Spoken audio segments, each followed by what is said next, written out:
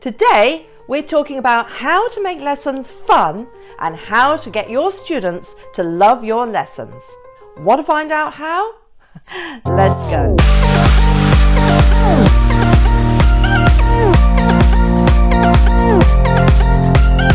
I'm Deirdre Nicholas from Palm Tree Teaching TV, your personal language coach. This lesson will be really helpful for English teachers and for English learners too, to make your learning much more fun, so stay tuned. Now, we've all had boring teachers who read from the textbooks in a monotone voice, and it's boring for the teacher and it's boring for the students. What students and teachers need is inspiration.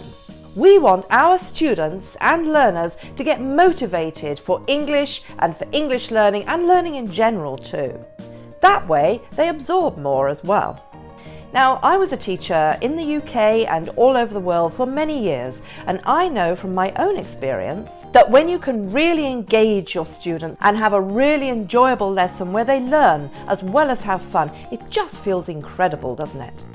Now, this can be challenging, I know, especially if you have to work to a set curriculum or a set textbook. I totally understand that. But you need to be that teacher that we all remember when we look back at our school days.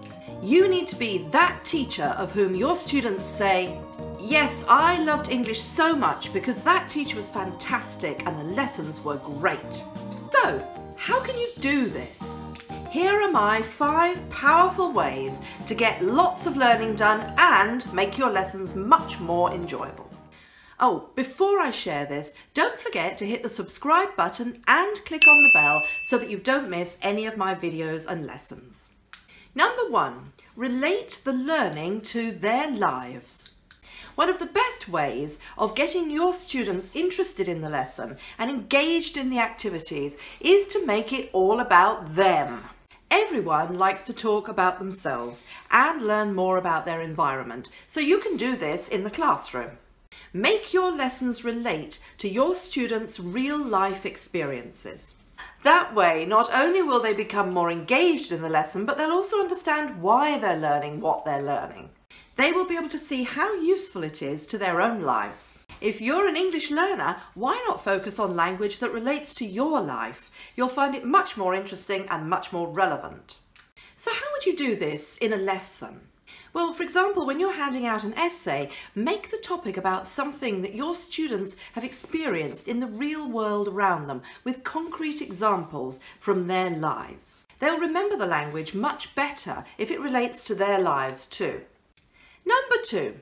Replace lectures with conversations and stories. Share your passions and tell anecdotes. If you want to get your students' attention, tell them anecdotes and stories.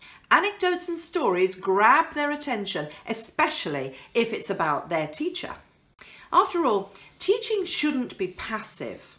You should be monitoring your students down at their desks and letting them see that you are actually human. You're passionate about English and your own life, so share stories and anecdotes with them. They'll love you for it. And as a learner, of course, you can read stories that really interest you. Which brings me to number 3. Make lessons challenging and interactive. If you want your students to really be involved in the lesson, make the activities collaborative and interactive. Of course, that means getting them to work together in pairs or groups and getting them to communicate with each other. Take every opportunity you can in the lesson to get them talking to each other. Give them speaking tasks, perhaps if they need to find information out from each other, and give them a reward to incentivize them, even just a bar of chocolate. Get your students to do all the work in the lesson, not you. Set up the task and then get them to do it. Make your classroom a truly student-centered classroom. That way, they learn more, they learn better, and they become autonomous learners too. As a learner, you can do the same thing. Get together with a friend and practice with them. Number 4, use games as teaching strategies. Now, of course, if you haven't seen it already, you must watch my video about learning English through games. It's a really great way to learn and it really engages the students. Doesn't matter if you're 6 Or if you're 16, everyone loves games. And they learn a lot better when they're relaxed. And they're not afraid of making mistakes when they do games. So it's a great way to develop their fluency. So actually, please do let me know if you'd like more videos on games in the comments below. Oh, and before I get to my final point, if you would like more inspiration to help you with your teaching, have me as your personal teaching coach. Sometimes it's really useful to talk through classroom problems with another person. A person who not only understands, but can also give you great ideas and motivation and some things that you've never perhaps thought of yourself. So if you're interested, just email me on the email below because I'd love to hear from you. Number 5, get them up and moving. Give your students tasks that get them up out of their chairs and moving around. It gets the brain cells working with better circulation and it's a change for them rather than just to sit at their desk all the time. As I'm sure you know, a lot of learners need to move in order to learn better. You can even take your class outside if you wish. There's nothing like fresh air. You could divide your class into teams and get them moving that way. Or maybe they need to walk around the class to get information from somebody else in the class. The choice is yours.